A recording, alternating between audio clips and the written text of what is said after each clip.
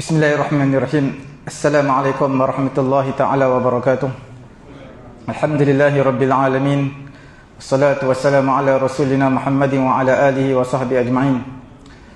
Allahumma aghnina bil ilmi wa zayyinna bil hilmi wa akrimna bit taqwa wa jammilna bil afiyati ya arhamar rahimin. Rabbi shrah li sadri wa yassir li amri wahlul 'uqdatam min lisani yafqahu qawli. Rabbi yassir wa la tu'assir wa tammim bil khair wa bika nasta'in wa la hawla wa la quwwata illa billahil aliyyil azim. Yang saya hormati Tuan Imam, Tuan Bilal barisan AJK Surau Jumaat Al-Islah dan juga tuan-tuan muslimin muslimat yang dirahmati Allah Subhanahu wa taala. Pada malam ni insya-Allah kita lihat mengenai dengan bulan Syaban. Bulan Syaban sebelum kita memasuki bulan Ramadan. Kita lihat dahulu mengenai dengan bulan Syaban ini. Ulama mereka sepakat iaitu mengenai keharusan berpuasa keseluruhan Syaban dan terus bersambung dengan bulan Ramadan.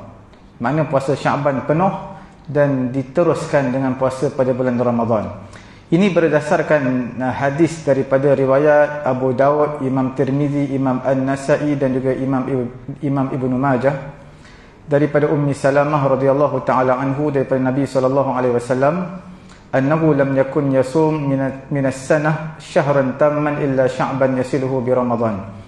Nabi sallallahu alaihi wasallam tidak berpuasa dalam setahun, Nabi tak puasa sebulan penuh melainkan pada bulan Sya'ban dan disambung dengan bulan Ramadan. Imam Tirmizi menyatakan hadis ini adalah hadis hasan, bawah sikit daripada sahih dan hadis yang kuat.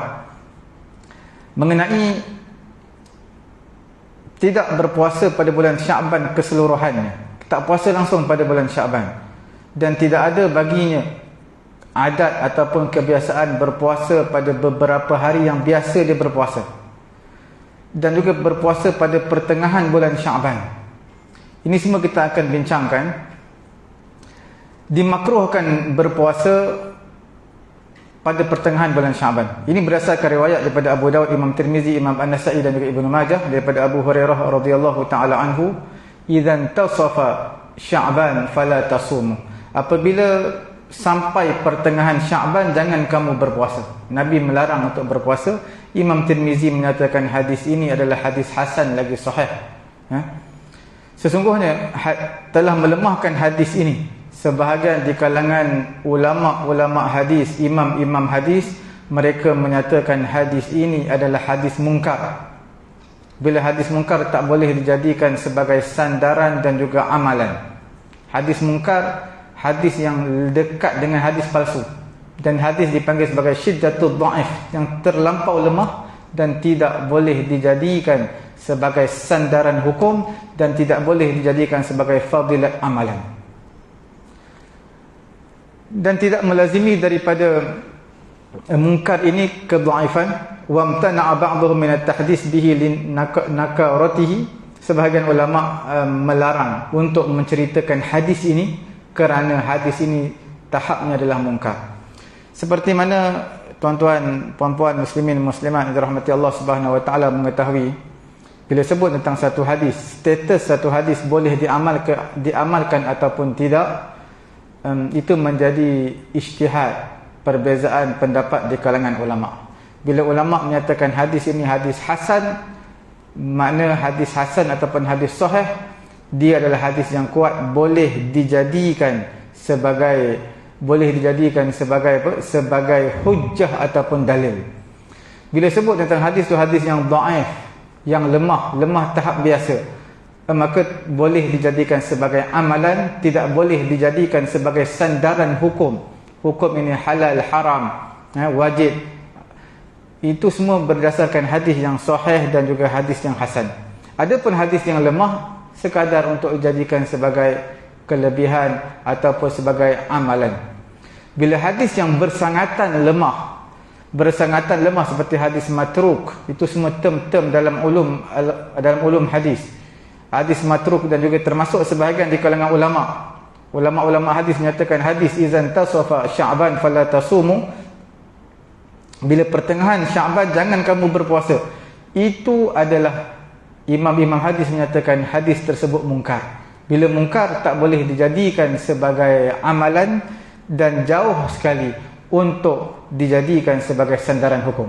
Tapi dalam mazhab Syafi'i, dia mengambil ini sebagai dalil dan sebagai larangan untuk berpuasa pada 16 Sya'ban sehinggalah akhir Sya'ban. Tak boleh berpuasa sunat.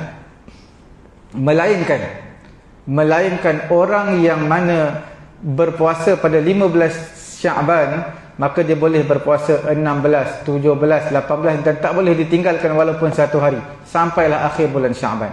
Kalau ditinggalkan satu hari, maka tak boleh puasa. Berdasarkan hadis ini, ulama Syafi'i ambil idzan tasafa Sya'ban fala tasumu. Bila pertengahan bulan Sya'ban, mana 16 Sya'ban, tak boleh untuk berpuasa sunat. Ini mazhab Syafi'i mengambil dalil daripada hadis ini kerana mereka menyatakan hadis ini adalah hadis yang kuat dan boleh dijadikan sebagai sandaran hukum. Berbeza dengan ulama-ulama yang lain, mazhab yang lain, mereka tak mengambil dalil ini sebagai hukum. Nanti kita akan bincangkan mengenai dengan mengapa ulama ataupun hadis mazhab yang lain tidak mengambil hadis ini sebagai hukum. Cuma dalam mazhab Syafi'i, walaupun dia melarang berpuasa 16 Sya'ban sampai ke 30 Sya'ban, larangan tersebut adalah larangan yang haram, bukan larangan makruh. Larangan tersebut haram. Sesiapa yang berpuasa, puasa tersebut adalah haram. Melainkan ada beberapa pengecualian. Melainkan puasa qada, puasa yang wajib, puasa qada, puasa nazar itu dibenarkan pada 16 Sya'ban sehinggalah ke akhir. Dan juga puasa yang menjadi kebiasaan dia, puasa yang menjadi kebiasaan setiap hari Isnin dia akan puasa, walaupun sebelum ni sekali dia puasa pada bulan Rejab, hari Isnin dikira sebagai adat ataupun kebiasaan dia, dia boleh berpuasa 16 Sya'ban ke atas pada hari Isnin. Adapun mazhab yang lain, mereka menyatakan hadis ini hadis yang tak kuat. Bila hadis tak kuat, tak boleh jadikan dalil, dibenarkan untuk berpuasa 16 Sya'ban ataupun 16 sampai ke 30 Sya'ban, boleh pilih mana-mana hari. Dalam mazhab Syafi'i tak boleh pilih. Kalau dah 16, 15 Sya'ban puasa, dia boleh terus sampai 16, 17. Dah tinggal satu hari tak boleh berpuasa lagi. Kerana apa mazhab Syafi'i tak membenarkan? Kerana mereka kata sebelum kita menyambut Ramadan, kita makan dahulu apa yang kita ingin, apa yang kita nak kita makan. Jangan sebelum nak menyambut Ramadan, time itulah baru kita nak puasa. Bila dah masuk bulan puasa, kena puasa lagi. Jadi sebab itu antara sebab ataupun illah yang mazhab Syafi'i nyatakan. Sebab apa hadis ini hadis mungkar? Ulama hadis menyatakan kerana Ala dalam perawi sanad hadis ini ada nama dia Ala bin Abdurrahman. Dia menyendiri dengan riwayatnya. Tak ada orang yang meriwayatkan makna seperti macam dia. Sebab itulah dinyatakan bila dia tafarrad, menyendiri dalam membawa satu riwayat hadis, ulama tak terima.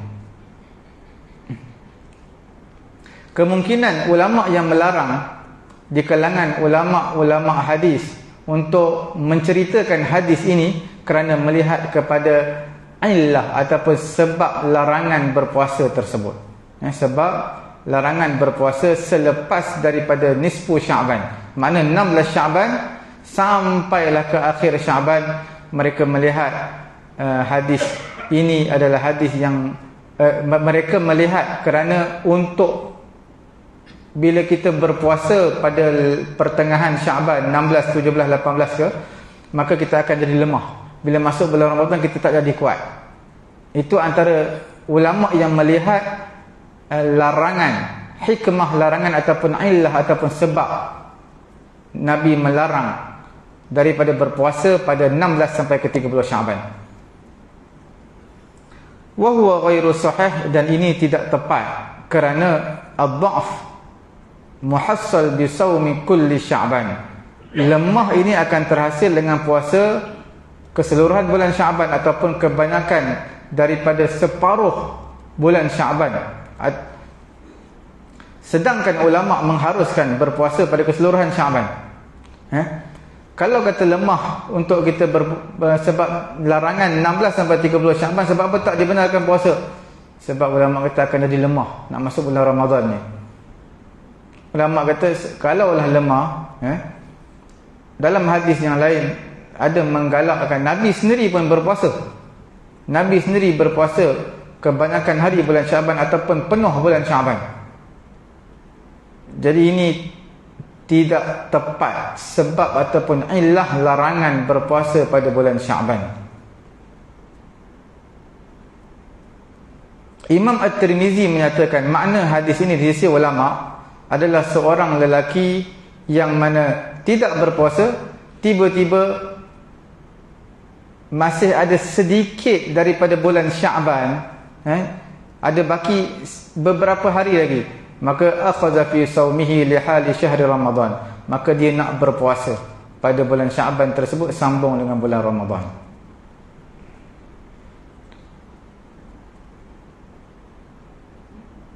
Riwayat Imam Bukhari, Imam Muslim, hadis ni hadis yang sahih.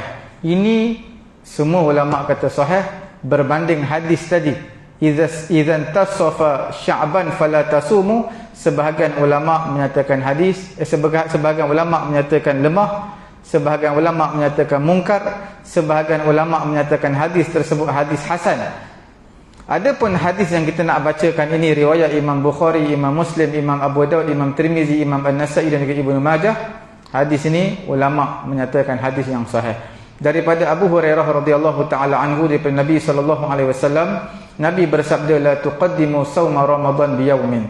Jangan kamu dahulukan puasa Ramadan satu hari, dan juga jangan kamu dahulukan puasa Ramadan 2 hari, illa an yakuna saumun yasumuhu rajulun falyasum dzalika as-saum.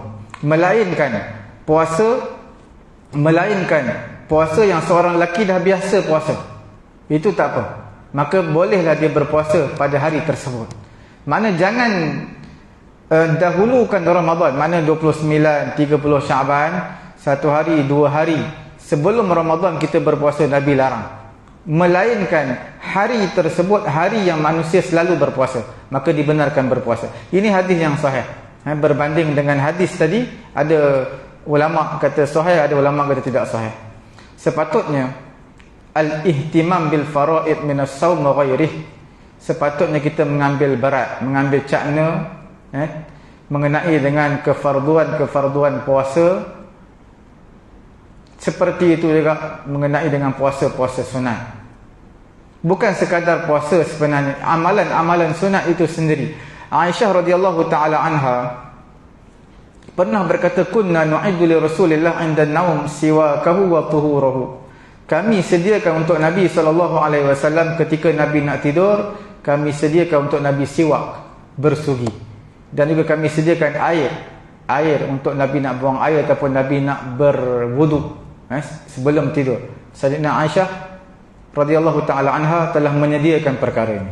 Ini menunjukkan gosok gigi, bersihkan gigi sebelum daripada tidur satu sunnah. Mengambil wuduk sebelum tidur satu sunnah. Hanya saja ini adalah dengan perintah Nabi SAW. Kerana itu makna ini Nabi SAW, ada satu riwayat daripada Nabi, idza kana akhiru yaumin min Sya'ban, apabila di akhir hari daripada Sya'ban, yakhutub, Nabi berkhutbah. Nabi menyatakan dalam khutbah Nabi, ayyuhan nas, wahai manusia, innahu adhallakum syahrun azim, sesungguhnya telah menaungi kamu, telah datang kepada kamu satu bulan yang agung, syahrun mubarak, bulan yang diberkati, syahrun fihi lailatun khairun min alfi syahr, satu bulan yang padanya ada satu malam yang lebih baik berbanding 1000 bulan. Ja'alallahu siyamahu faridatan wa lailuhu tatawwu'an. Di mana Allah Ta'ala jadikan pada malam tersebut, iaitu pada malam bulan Ramadan, malamnya ibadat sunat, siangnya ibadat fardu, iaitu siangnya berpuasa, malamnya adalah menunaikan solat tarawih. Riwayat daripada Anas bin Malik radhiyallahu taala anhu, dia menyatakan sahabat-sahabat Nabi SAW, idza istahallu Sya'ban, bila mana masuknya bulan Sya'ban, akabbu 'alal masahif fa'araduha, mereka akan menghadap Quran. Kita sepanjang masa ada dengan Quran, sebab yang set kita ada aplikasi Quran. Cuma aplikasi yang lain lebih banyak digunakan berbanding aplikasi Quran. Orang-orang Islam akan mengeluarkan zakat harta mereka. Mereka nak memberi kekuatan dengan harta mereka. Mereka nak support orang-orang miskin, orang-orang yang lemah untuk puasa bulan Ramadan, supaya mereka ada bekalan untuk berbuka puasa, untuk beli makanan dan sebagainya. Wada'atil walad alladhina bis-sujun faman kana 'alaihi hadd aqamuhu 'alaihi. Begitu juga pemerintah-pemerintah, orang yang mana di dalam penjara yang dikenakan hukuman hudud, mereka akan laksanakan. Wa illa khalau sabilah, sekiranya tidak ada, mereka akan lepaskan. Hatta idza nadhara al-muslimun, sehingga orang-orang Islam melihat kepada anak bulan Ramadan ini, mereka akan mandi dan mereka akan i'tikaf. Ini menunjukkan besarnya bulan Ramadan yang disambut oleh ulama-ulama salaf dahulu ataupun sahabat-sahabat Nabi. Hadis daripada Abu Hurairah radhiyallahu taala anhu, annal mu'min, orang beriman, yu'iddu nafaqatahu wa qutahu lil ibadah. Orang beriman menyediakan nafkahnya, perbelanjaan dia, dan juga makanan asasinya untuk beribadat kepada Allah Subhanahu wa taala. Ataupun orang-orang beriman menyediakan nafkahnya dan juga makanan asasi untuk beribadat kepada Allah Subhanahu wa taala.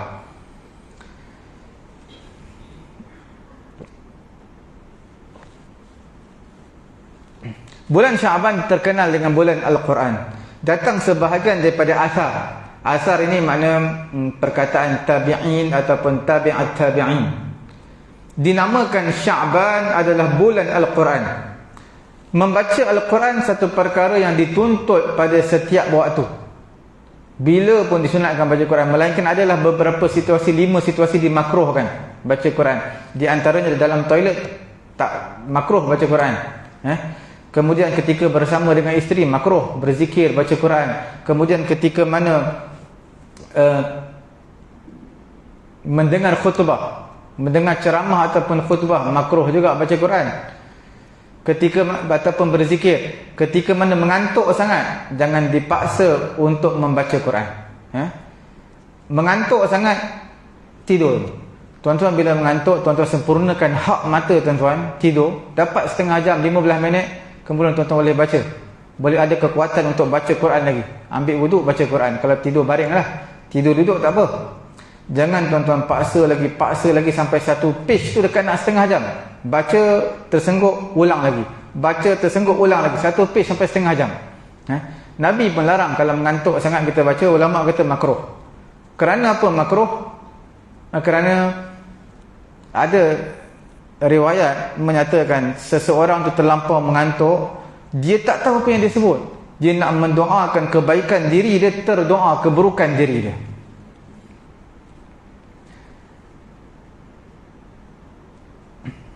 Dan membaca Al-Quran ini menjadi satu sunat muakkad yang dituntut bila mana bertemu dengan masa yang diberkati, masa yang agung, masa yang mulia, iaitu pada bulan Ramadan dan bulan Syaban.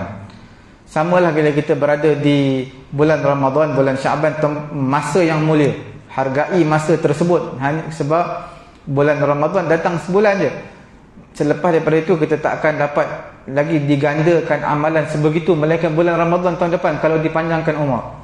Begitulah juga bila kita berada di Mekah, berada di Raudah, berada di Madinah. Tempat tu tempat yang mulia.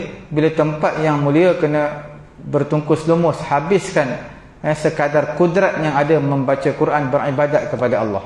Sebab tempat tersebut tempat yang diberkati. Walaupun bacaan Quran dituntut sunat pada setiap masa, tetapi bila bertemu, berhadapan dengan masa yang teristimewa, tempat yang teristimewa, hukumnya adalah dituntut menjadi muakkad, yang dituntut sangat. Sama juga bila mana mengumpat, marah, maki orang, semua tu perkara yang dilarang dalam Islam selain bulan Ramadan. Tapi bila masuk bulan Ramadan, dia jadi tuntutan tu jadi berat. Makna berat untuk ditinggalkan. Maksud tuntutan tu sangat digalakkan supaya manusia tinggalkan perkara tersebut. Al-Hafiz Ibn Rajab Al-Hambali rahimahullahu ta'ala, ruwina bi isnadin dha'if, diriwayatkan kepada kami dengan sanad yang lemah daripada Anas radhiyallahu ta'ala anhu, orang-orang Islam bila masuk bulan Sya'ban, in kabbu 'alal masahif faqra'uha, mereka terus berdepan dengan Quran, mereka baca Quran, dan mereka keluarkan harta mereka untuk memberi kekuatan, support, memberi tampungan orang-orang yang lemah, orang yang miskin, supaya mereka dapat beli keperluan mereka untuk menyambut bulan Ramadan. Salamah bin Kuhail, dia berkata, dikatakan bulan Sya'ban adalah bulan Qurra. Bulan Qurra adalah plural kepada Qari, iaitu bulan ahli-ahli Quran. Amr bin Qais al-Mulai, dia menyatakan apabila masuk saja Sya'ban, aghlaqa hanutahu wa tafarraqa liqira'atil Quran. Masuk bulan Sya'ban, kedai dia terus tutup dan dia sibukkan diri dia untuk membaca Quran.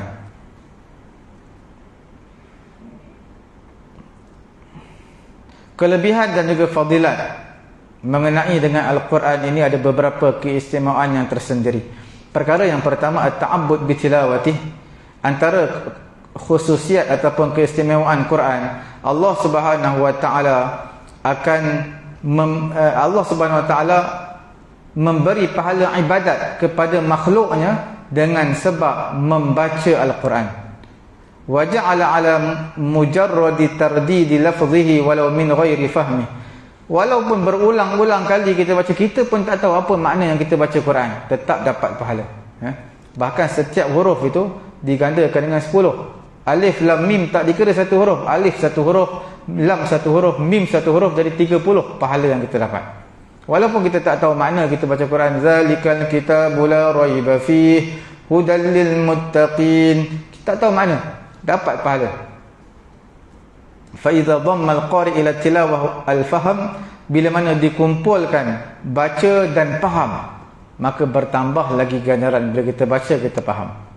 Sebenarnya dalam terjemahan ataupun tafsir Quran ini, ada sebahagian orang saya biasa jumpa, dia terlampau banyak baca tafsir, tapi dalam bahasa Inggeris, tak nak belajar bahasa Arab. Jadi kemudian dia menafsirkan Quran ikut logik dia, ikut kefahaman dia. Sebenarnya banyak mana kitab tafsir yang dia baca tak tercapai maksud sebenar. Sebab dari segi ilmu kita dapat, tapi dari sudut kesusasteraan Al-Quran, dari sudut bahasa Arab, grammar dia, secara susunan struktur ayat, itu semua ada implikasi yang tersendiri atau ada makna yang tersendiri. Allah Subhanahu wa taala berfirman, innal ladzina yatluna kitaballahi wa aqamus salata wa anfaqu mimma razaqnahum sirran wa alaniyatan yarjuna tijaratan lan tabur liyuwaffiyahum ujurahum wa yazidahum min fadlih innahu ghafurun syakur. Surah Fatir. Sesungguhnya orang yang baca Quran, mendirikan solat, mereka yang menginfakkan sebahagian rezeki yang kami berikan kepada mereka, sama ada secara terang-terangan ataupun secara sembunyi, yarjuna tijaratan lan tabur, mereka mengharapkan satu perniagaan yang tidak akan merugi, supaya Allah Subhanahu wa taala menyempurnakan kepada mereka ganjaran mereka dan menambahkan kurniaan Allah taala kepada mereka. Sesungguhnya Allah taala Maha Pengampun lagi Maha menghargai. Nabi SAW, ini kelebihan baca Quran, dalam hadis, man qara'a harfan min kitabillah, siapa baca satu huruf daripada kitab Allah, falahu bihi hasanah wal hasanatu bi asyri amsalihha. Siapa baca satu huruf daripada kitab Allah, baginya satu kebaikan diganda dengan 10 kebaikan. Aku tidak menyatakan alif lam mim satu huruf, tetapi alif itu satu huruf, lam itu satu huruf, mim itu satu huruf. Riwayat daripada Imam Tirmizi, dan Imam Tirmizi menyatakan hadis ini adalah hadis sahih dan gharib. Hadis yang lain daripada Anas bin Malik radhiyallahu taala anhu, Nabi SAW bersabda, afdalu ibadati ummati qiraatul Quran. seafdal ibadat umat aku adalah membaca Quran. Walaupun sanad hadis ini dhaif, lemah, tapi dia akan kuat, menjadi kuat dengan sokongan-sokongan daripada hadis yang lain.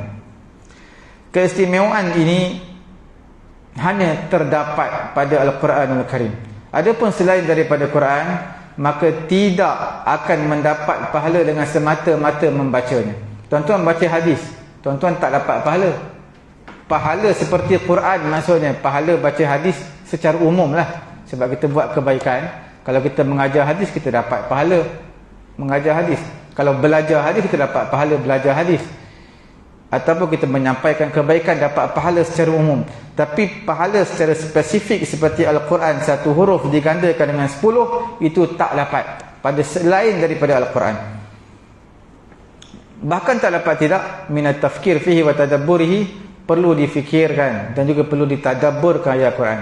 Sebab itu seseorang yang mengajar, walaupun dia mengajar surah juz'u ammas, tafsir Quran, tapi 2-3 kali dia ulang, akan terbuka kefahaman, iaitu akan tafsir, iaitu mendapat satu ilmu yang lain. Sehingga kan solat itu adalah tiang agama. Tidak ada bagi orang yang semayang pahala semayang, melainkan dengan kadar apa yang dia khusyuk ataupun dia sedar yang bahawa dia dalam semayang. Syafaat Al-Quran untuk ahli Al-Quran. Riwayat daripada Ibnu Majah dengan sanad yang sahih daripada Nabi SAW, yaji'ul Quran yaumal qiyamah karrajul asyab fayaqul hal ta'rifuni ana alladhi ashartu laylaka wa adma'tu naharaka. Hadis daripada Ibnu Majah dengan sanad yang sahih daripada Nabi SAW, Quran ini datang pada hari kiamat berbentuk seperti seorang lelaki, seorang pemuda, lelaki yang muda. Dia kata, hal ta'rifuni, adakah kamu mengenali aku? Maka Quran tadi menyerupai seorang lelaki, dia berkata, anal ladzi ashartu lailak, akulah yang menjagakan malam kamu, akulah yang memberi dahaga pada siang kamu. Ini semua amalan-amalan kita dibentuk menjadi seorang lelaki. Al-Quran ini berbentuk seorang lelaki. Hadis daripada Ibnu Mubarak dalam kitab Raqaiqah, hadis marfu', as-siyam wal Quran yashfa'ani lil 'abdi. Puasa Quran memberi syafaat kepada seorang hamba. Puasa akan berkata, mana'atuhu at-ta'am wa syahawat bin nahar fashaffi'ani fihi. Wa yaqulu al-Quran mana'athu an-nawm bil laili fashaffi'ani fihi. Puasa kata, akulah yang melarang dia daripada makan, daripada mengikut kehendak syahwat daripada siang hari. Maka kamu berilah syafaat kepada aku pada orang ini. Wa yaqulul Quran, Quran pula berkata, mana'tuhun naum, aku yang melarang orang ini daripada tidur pada waktu malam. Kamu berilah syafaat kepada aku, itu kepada Quran, untuk orang ini. Maka Quran dan juga puasa memberi syafaat kepada orang yang berpuasa dan membaca Al-Quran. Daripada Abu Umamah radhiyallahu taala anhu, hadis yang marfu', iqra'ul Quran, bacalah Quran, fa innahu ya'ti yaumal qiyamati syafi'an li ashabihi, kerana Quran ini akan datang pada hari kiamat sebagai pensyafaat kepada ashabul Quran, kepada orang yang membaca Quran. Hadis riwayat Imam Muslim. Daripada Jabir radhiyallahu taala anhu, al-Quran syafi'un musyaffi'un wa mahilun musaddiqun. Quran adalah Quran adalah pemberi syafaat dan juga yang membenarkan. Man ja'alahu amamahu qadahu ilal jannah. Siapa yang menjadikan Quran di hadapannya, Quran akan pimpin dia masuk syurga. Wa man ja'alahu khalfahu saqahu ilan nar. Siapa yang letak Quran di belakang, makna dia abaikan Quran, tak baca Quran, tak beramal dengan hukum Quran, maka Quran akan bawa dia ke neraka Allah Subhanahu wa taala. Man yuhibbul Quran fa innallaha yuhibbuh. Siapa suka Quran, maka Allah Subhanahu wa taala akan suka kepadanya. Hadis riwayat daripada Ibnu Mas'ud radhiyallahu taala anhu, man ahabba an yuhibbahu Allahu wa rasuluhu falyanzur. Siapa yang suka Allah taala dan rasulnya suka kepada dia, maka hendaklah dia melihat. melihat apa, fa in kana yuhibbul Quran, sekiranya dia suka Quran, maka Allah Taala, dia suka kepada Allah dan juga Rasulnya. Sekiranya dia suka kepada Allah, suka kepada Quran, maknanya dia suka kepada Allah dan juga Rasul. Ini semua tentang kelebihan Al-Quran yang saya bacakan beberapa potongan hadis sempena nak menyambut bulan Ramadan. Bulan Ramadan datang tak berapa lama lagi, maka kita akan tadarus Quran. Cuma untuk pengetahuan tuan-tuan muslimin muslimat dirahmati Allah Subhanahu wa taala, tadarus Quran ini makna kita betulkan sahabat kita yang salah baca. Dan baca berkumpulan. Bukan kita baca, orang dengar, orang lain baca, kita cabut. Kita kena dengar orang baca, orang dengar kita baca, baru tadarus. Satu lagi jenis grup tadarus, dia bahagi pula. Grup ini grup ini baca setengah juzuk, grup ni baca setengah juzuk, grup sana baca setengah juzuk. Tadarus ni makna kita khatam 30 juzuk. Kita baca, orang dengar, orang baca, kita dengar. Bukan orang ni satu juzuk, grup ni juzuk 2, grup ni juzuk 3. Macam tu macam mana kita nak khatam? Kita baca juzuk 1 je, juzuk 2, 3 orang lain baca. Kemudian esok juzuk 4 pula. Jadi tak tercapai objektif sebenar tadarus Quran itu. Jibril alaihi salatu wassalam datang berjumpa Nabi, turun pada setiap malam bertadarus Quran dengan Nabi. Melainkan pada tahun terakhir kewafatan Nabi, Jibril turun 2 kali khatam tadarus Quran dengan Nabi. Cuma untuk pengetahuan tuan-tuan, untuk tadarus ni adalah untuk orang yang boleh baca Quran, bukan belajar Quran. Sebahagian orang dijadikan bulan Ramadan tadarus sebagai kelas Quran dia. Sebab dia kata bila tadarus kelas Quran free, kita tak perlu bayar. Bukan masalah itu kelas Quran. Tadarus ni sama-sama nak menghilangkan rasa bosan.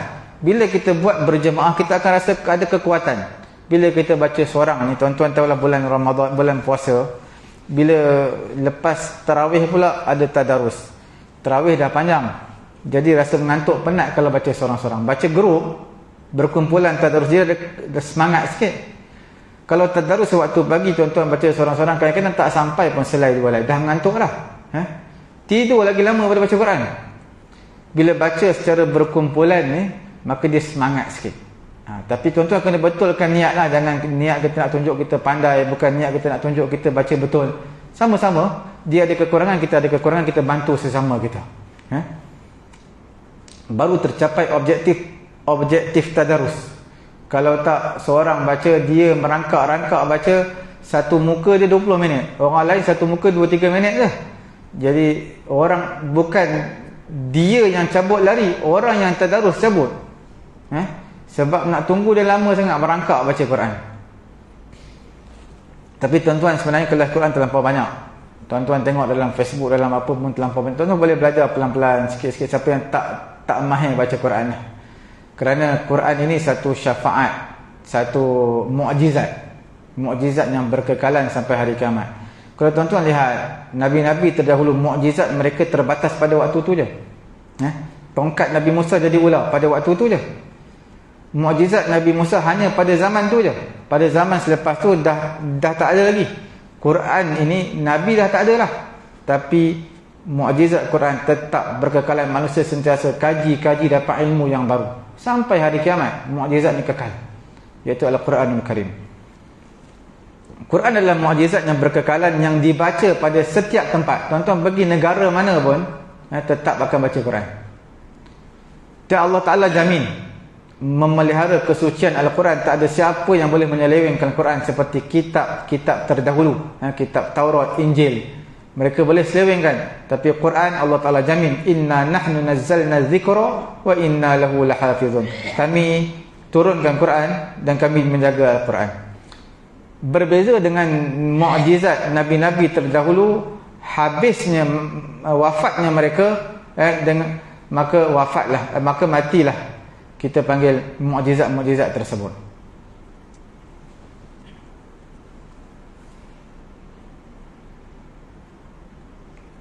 Pembaca Quran tidak akan bosan. Orang yang mendengar juga tidak akan bosan. Di antara keistimewaan Quran, tuan-tuan bayangkan, tuan-tuan baca Quran setiap hari 30 juzuk habis. Ada yang sebulan sekali, ada 2 bulan sekali, 3 bulan sekali. Tetap baca lagi dan lagi baca. Sebab dia tak akan rasa bosan, tak akan rasa boring. Dan tuan-tuan yang mendalami ilmu terjemahan Quran ke tafsir Quran, tuan-tuan tak akan boring, tak akan, sentiasa ada ilmu yang baru.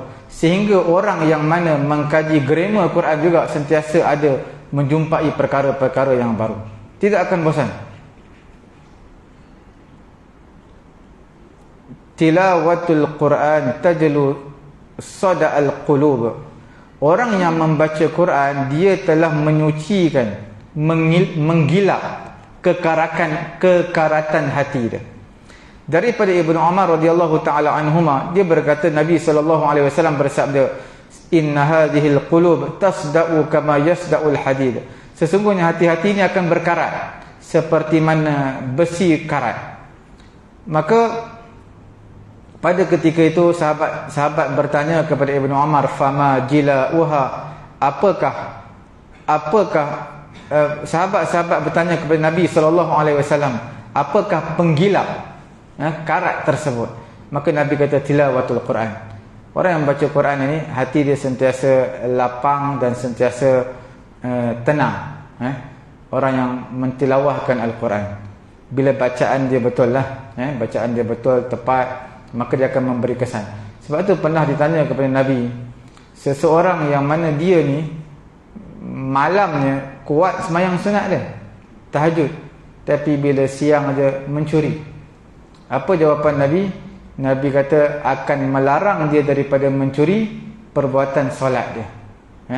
Mana bila dia semayang dengan betul, baca dengan betul, maka semayang dia akan memberi kesan kepada dia sehingga dia meninggalkan sifat mencuri tersebut. Ini bertepatan dengan firman Allah Subhanahu wa taala, innas salata tanha 'anil fahsya'i wal munkar. Sesungguhnya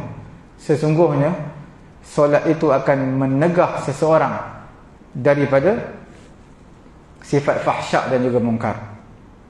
Dan membaca Quran ini, untuk pengetahuan tuan-tuan muslimin muslimat, adalah mengelak daripada dapat sifat nyanyok. Nyanyok ni apa? Iaitu sifat pelupa. Walaupun tak, tuan-tuan yang dah umur 70, 80, kadang-kadang ada cepat lupa. Cepat lupa ini, bila tuan-tuan selalu baca Quran, lupa itu akan kurang. Sebab itu orang yang menghafal Quran, dia baca dengan melihat Quran, dengan dia baca tanpa melihat Quran. Satu dipanggil baca bin nazar, baca bil ain, baca dengan lihat Quran. Satu lagi baca tanpa melihat Quran. Orang-orang yang menghafal Quran baca tanpa melihat Quran, hafalan dia tajam. Hafalan dia tajam, sharp, dan susah untuk lupa. Sebab sentiasa dia asah, sentiasa dia baca tanpa dia melihat Quran, sentiasa berjalan. Otak akal dia sentiasa berjalan. Dan kemuliaan Al-Quran ini juga daripada Ibnu Mas'ud radhiyallahu taala anhu, hadis marfu', ya ummul qaum aqra'uhum li kitabillah. Menjadi imam satu kaum, orang yang paling qari, yang terbaik bacaan dia dalam pembacaan Quran. Ini antara kelebihan imam lah. Kelebihan imam dengan Bilal ni, untuk pengetahuan muslimin muslimat dirahmati Allah Subhanahu wa taala, Bilal ni bila azan, syaitan lari terkentut-kentut. Tapi imam bila naik saja jadi imam, syaitan datang balik. Sampai dia was-waskan imam, tak ingat berapa rakaat, 3 ke 4 rakaat sembahyang maghrib. Bilal function dia larikan syaitan, imam angkat takbir, syaitan datang balik. Kelebihan Bilal cukup banyak lah dalam hadis-hadis. Tapi kelebihan imam ni tak berapa banyak lah, dalam sikit sangat. Cuma kita bolehlah menyatakan sebagai satu sunnah jadi imam. Sebab Nabi jadi imam, Nabi tak jadi muazzin. Itu antara kelebihan yang besar lah. Tapi dalam hadis-hadis datang semua mengenai dengan kelebihan muazzin Bilal. Sekiranya cukup sekadar ini dulu tentang kelebihan Sya'ban. Mudah-mudahan Allah Subhanahu wa taala memberi kefahaman kepada saya dengan tuan-tuan. Subhanallahumma wa bihamdihi, subhanakallahumma wa bihamdika, asyhadu an la ilaha illa anta, astaghfiruka wa atubu ilaik. Bismillahirrahmanirrahim. Alhamdulillahi rabbil alamin, wassalatu wassalamu ala rasulina Muhammadin wa ala alihi wa sahbihi ajma'in. Allahumma anfa'na bima 'allamtana wa 'allimna ma yanfa'una wa zidna 'ilma. Alhamdulillahi ala kulli hal. wa na'udzubillahi min hali ahli an-nar. Wa sallallahu ala sayyidina Muhammadin wa ala alihi wa sahbihi ajma'in. Alhamdulillahi rabbil alamin. Taqabbalallahu minna wa minkum.